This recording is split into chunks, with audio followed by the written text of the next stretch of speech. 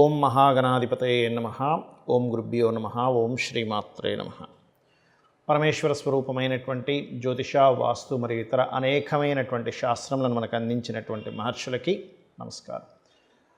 హయగ్రీవ హయగ్రీవ హయగ్రీవేతి యో వదేత్తస్య నిస్సరతే వాణి జహ్నుకన్యా ప్రవాహవత్.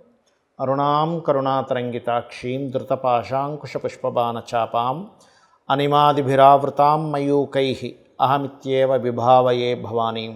శ్రీమాత్రే నమః. ప్రేక్షకులకి ఆ లలితాంబిక అమ్మవారి యొక్క అనుగ్రహం పరిపూర్ణంగా కలగాలని మనస్ఫూర్తి కోరుకుంటూ, ఈ వారం 28వ తేదీ నుంచి దాదాపుగా 28, 29, 30, 31, 1, 2, 3 మూడవ తేదీ వరకు ఉండే వార ఫలితాలు ఏ విధంగా ఉన్నాయి, దానికంటే ముందుగా అసలు గ్రహస్థితి ఎలా ఉంది. మనకి మేషంతో ప్రారంభమవుతుంది చంద్రుడు. ఈ వారం మేషం నుంచి కర్కాటకం వరకు సంచారం జరుగుతుంది ఈ వారం మొత్తము కూడా. అదేవిధంగా వృషభ రాశిలో కుజుడు, గురువు, మిథునంలో మనకి ఏ గ్రహం లేదు, కాకపోతే మనకి కర్కాటక రాశిలో రవి, శుక్రులు ఉంటూ, శుక్రుడు 1వ తేదీ నుంచి సింహంలో ఉండే బుధుడిని కలుస్తున్నాడు. మరియు అదేవిధంగా కన్యా రాశిలో కేతువు, మీన రాశిలో రాహు యొక్క సంచారం జరుగుతుంది.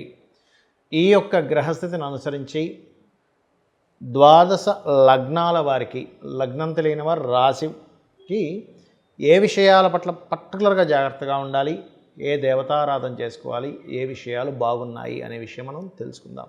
కుంభలగ్నము, కుంభరాశి. కుంభం వారికి కనుక చూసుకున్నట్లయితే 28, 29 తేదీలు కొంచెం ఏదైనా మానసికమైన స్ట్రెస్ కానీ, కొద్దిగా మానసికంగా స్ట్రెస్ అయ్యేటువంటి నిర్ణయాలు తీసుకునే విషయాల్లో కానీ కొంత జాగ్రత్తగా ఉండండి. ఇక అదేవిధంగా 30, 31 తేదీలు కనుక చూసుకున్నట్లయితే కెరియర్ పరంగా మీరు చేసే ప్రయత్నాలు కావచ్చు, మీరు తీసుకునే నిర్ణయాలు కావచ్చు, మంచి ఫలితాలు ఇస్తాయి. కొత్త ఉద్యోగ ప్రయత్నాలు కూడా ఫలిస్తాయని చెప్పుకోవచ్చు. అదేవిధంగా కాస్త 1, 2 తేదీలు కాస్త లాంగ్ జర్నీ చూపిస్తున్నాయి. కాకపోతే మీరు 3, 4 తేదీలు మాత్రమే ఎవరికైనా అప్పు ఇవ్వడం తీసుకునే విషయాల్లో కాస్త జాగ్రత్తగా ఉండండి. లగ్నంలో ఉన్నటువంటి శని వక్రగతి వల్ల మీకు స్ట్రెస్సెస్ అనేవి చాలా మటుకు తగ్గుతాయి. ఈ వక్రగతి ఉండడం వల్ల ఫైనాన్షియల్గా ఆన్లైన్ త్రూ కానీ, లేనట్లయితే ఏదైనా ఎనీథింగ్ ఆన్లైన్ రిలేటెడ్ సంబంధంగా ఉండేటువంటి ధనయోగం అధికంగా చూపిస్తుంది. అలాగే మరొక విషయం ఏంటంటే, ఇక్కడ దీంతోపాటు పర్టికులర్గా సొంతంగా ఏదైనా గృహ సంబంధించినవి కొనుగోలు చేద్దాము, లేదా ఒక వస్తువు, ఒక వాహనము, ఒక ప్రాపర్టీ రిలేటెడ్, అది బంగారం కావచ్చు, ఇంట్లో వస్తువులు కావచ్చు, ఏదైనా కొనుగోలు చేయడానికి సొంతంగా మీకు మీరుగా చేయడానికి అనుకూలించేటువంటి పరిస్థితులు ఉన్నాయి. కాకపోతే కొద్దిగా స్టూడెంట్స్కి అది కొత్త కోర్సెస్ చేసేటప్పుడు కాస్త స్ట్రెస్ ఎక్కువగా ఉంటుంది. బట్ ఈ యొక్క ప్రాపర్టీస్ తీసుకునే విషయంలో కూడా మీకు కాస్త స్ట్రెస్ అనేటువంటిది కాస్త ఎక్కువగా ఉంటుంది. అయితే ఇక్కడ ఈ సప్తమ స్థానం ఏదైతే ఉందో, ఈ సప్తమాధిపతి చంద్రరాశుల్లో 6వ స్థానంలో ఉన్నందుకు కొంచెం ఇష్టపడిన వారిని వివాహం చేసుకోవడానికి చేసే ప్రయత్నం సంబంధించినటువంటి విషయంలో కొద్దిగా స్ట్రెస్ ఉంటుంది, కానీ ఆ యొక్క ప్రయత్నాలు ఫలిస్తాయి కూడా చెప్పాలంటే. ఇక మీరు ముఖ్యంగా ఉద్యోగ అవకాశాలు చక్కగా వస్తున్నాయి, అందులో ఎటువంటి సందేహం లేదు. కాకపోతే ఏదైనా రీసెర్చెస్ చేసేటప్పుడు, ల్యాబ్స్లో ఉన్నప్పుడు కాస్త జాగ్రత్త వహించండి. అలాగే ఇక్కడ మీరు నిత్యము ఆరాధించాల్సినటువంటి దేవతా స్వరూపం విష్ణు ఆరాధన ఎక్కువగా చేయండి. అలాగే కొంచెం ఇన్సూరెన్సెస్ రిలేటెడ్ సంబంధించినటువంటివి ఏవైతే మీరు కొన్ని పే చేయాల్సినవి ఉంటాయో వాటిని నెగ్లెక్ట్ చేయకండి. నెగ్లెక్ట్ చేయడం వల్ల ఇబ్బంది వస్తుంది. ఇక మీరు చేయవలసిన దేవతారాధన విష్ణు ఆరాధన మరియు గణపతి ఆరాధన చేయండి. అన్ని విధాలా మీకు బాగుంటుంది. ఎప్పుడైనా సరే గుర్తుపెట్టుకోండి, జన్మజాతకం మన గోచార ఫలితాల కంటే జన్మజాతకం ఈజ్ మోస్ట్ ఇంపార్టెంట్. పర్సనల్ చార్ట్లో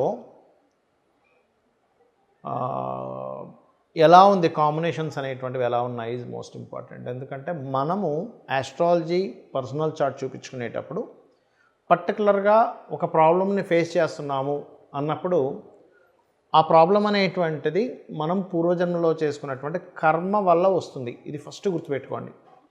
మనల్ని ఎవరైనా తిట్టినా, లేకపోతే మనల్ని ఎవరైనా మనం ఒకరిని మెచ్చుకున్నా, మనం ఒక గొప్ప పని చేసినప్పుడు మెచ్చుకున్నా, మనం తెలుసో తెలియకో చేసినటువంటి ఒక రాంగ్ దీంట్లోకి వెళ్ళినప్పుడు ఎవరైనా మనల్ని మందలించినా, కోపడ్డా కానీ అది డిపెండ్ ఆన్ మనం చేసే కర్మ, లేదా పూర్వజన్మలో చేసిన కర్మ ఆధారంగా వస్తూ ఉంటుంది. లేదా ఒక ప్రయత్నం చేస్తున్నాము, ఒక ఉద్యోగ ప్రయత్నం చేస్తున్నాము, లేదా ఒక వివాహ ప్రయత్నం చేస్తున్నాము, లేనట్లయితే ఒక అసెట్ కొని ఇది భవిష్యత్తు తరాలకు పనికొస్తుంది అనేటువంటి ఒక ప్రయత్నం చేస్తున్నాము. ఇవన్నీ కూడా ఆస్ట్రాలజీలో చాలా స్పష్టంగా మీరు ఒక ప్రయత్నం చేస్తూ ఆ రకంగా మీరు ఫైనాన్షియల్గా ఎదగాలి అని అనుకున్నప్పుడు ఎందులో మీరు ఇన్వెస్ట్మెంట్ చేస్తే బాగుంటుంది అనేది చాలా క్లియర్గా ఉంటుంది. మీరు ఒక జీవిత భాగస్వామిని వివాహం చేసుకునేటప్పుడు ఎవరిని వివాహం చేసుకుంటే బాగుంటుంది, లేదా ఆ వివాహం చేసుకునే వ్యక్తితో మీకు ఫ్యూచర్లో ఎలా ఉండబోతుంది, దాని పరంగా మీరు ఎట్లా ప్లాన్ చేసుకోవాలి, మీ యొక్క కెరియర్ పరంగా ఎలా ఉంటుంది దాన్ని మీరు ఎలా ప్లాన్ చేసుకోవాలి. మీరు మరొక విషయం ఏంటంటే ఫైనాన్షియల్గా ఎదగాలంటే ఏం చేసుకోవాలి, ఎక్కడ మనకి టర్నింగ్ పాయింట్స్ ఉన్నాయి, ఇవన్నీ కూడా మన పర్సనల్ చార్ట్లో ఉంటాయి. అయితే ఇక్కడ పర్టికులర్గా మీరు అర్థం చేసుకోవాల్సింది ఏంటంటే ఇది కేవలం తెలుసుకోవడం వరకే కాదు.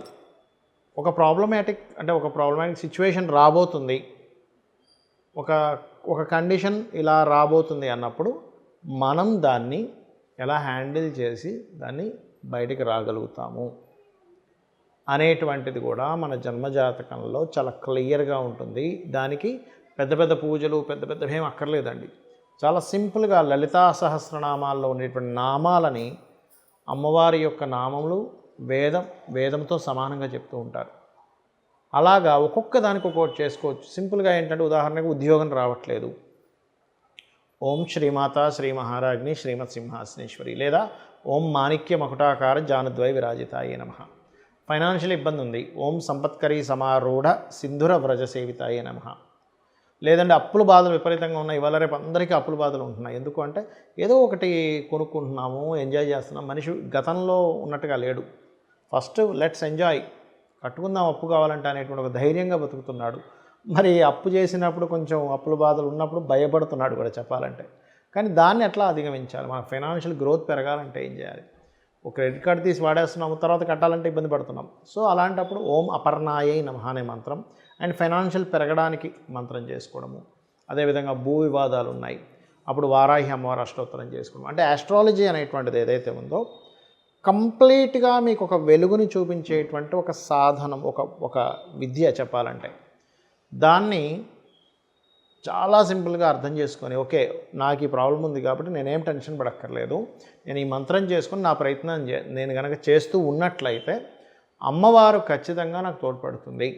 అమ్మవారి యొక్క ఎనర్జీని తీసుకోవడం. ఇక్కడ సింపుల్గా ఏంటంటే ఒక మంత్రం చేస్తున్నాము అంటే ఆ ఎనర్జీని మనం తీసుకుంటున్నాము. ఆ మంత్రం చాంటింగ్ చేయగా ఆ ఎనర్జీ మన దగ్గర ఎప్పుడైతే ఉందో ఆ ఎనర్జీతో మన యొక్క పూర్వజన్మ కర్మని దగ్ధం చేసుకొని మనం విజయం వైపు వెళ్తాము. This is the concept of astrology and అమ్మవారి యొక్క మంత్రంకి ఉన్నటువంటిది. మరి ఈ గోచార ఫలితాలు, వార ఫలితాలు, ఆ దోషాలు ఈ దోషాల గురించి ఎందుకు మాట్లాడుకుంటాము అంటే ఇవన్నీ ప్రజెంట్ ఉన్న కండిషన్, బయట ఉన్నటువంటి ప్రజెంట్ కండిషన్. ఈ ప్రజెంట్ బయట ఉన్న కండిషన్స్ బట్టి మనం ప్లాన్ చేసుకుంటాం. ఒక దగ్గరికి వెళ్ళాలి, ఇక్కడ నుంచి ఉదాహరణకి సికింద్రాబాద్ నుంచి పంజగుట్ట వెళ్ళాలి. ఎర్లీ మార్నింగ్ మీరు 6 or 7 o'clock అయితే ఈజీగా 20 minutesలో వెళ్ళిపోగలరు. అది దట్ ఈజ్ నాట్ నథింగ్, అది పెద్ద విషయం కాదు. కానీ అదే మీకు ట్రాఫిక్ ఉందనుకోండి 1 hour పడుతుంది, అంటే 3 times ఎక్కువ అవుతుంది. అప్పుడు ఏం చేస్తాం, 1 hour ముందుగా బయలుదేరుతాం. అది ఎలా అయితే బయట ఉన్న కండిషన్స్ని బట్టి మనం మన లైఫ్లో వెళ్ళే జర్నీని ఎట్లా అయితే ప్లాన్ చేసుకుంటామో సేమ్ యాజ్ ఇట్ ఈజ్ మనము ఒక పని చేస్తున్నాము. నౌ ది ప్లానటరీ పొజిషన్స్ గోచారంలో ఇలా ఉన్నాయి కాబట్టి ఈ జాగ్రత్తలు తీసుకుంటూ ఇంత సమయం పడుతుందని ఒక అంచనా వేసుకుంటూ దానికింత ఎఫర్ట్ పెట్టాలనేటువంటి అర్థం చేసుకుంటూ దానికి ఏ దానం చేయాలో తెలుసుకొని దానికి ఏ మంత్రం చేయాలో తెలుసుకొని ముందుకు వెళ్తాం. సో ఈ రకంగా మీరు మీ యొక్క జన్మజాతకం గురించి కానివ్వండి, మీ యొక్క గోచారంలో ఇప్పుడు ప్రజెంట్ ఉన్న పొజిషన్స్ని బట్టి కానివ్వండి, ఎలా చేయాలో ఏం చేయాలని తెలుసుకుంటూ మీరు పూర్తి విజయాన్ని ఆ లలితాంబిక అమ్మవారి అనుగ్రహంతో పొందాలని మనస్ఫూర్తిగా కోరుకుంటూ శ్రీమాత్రే నమః.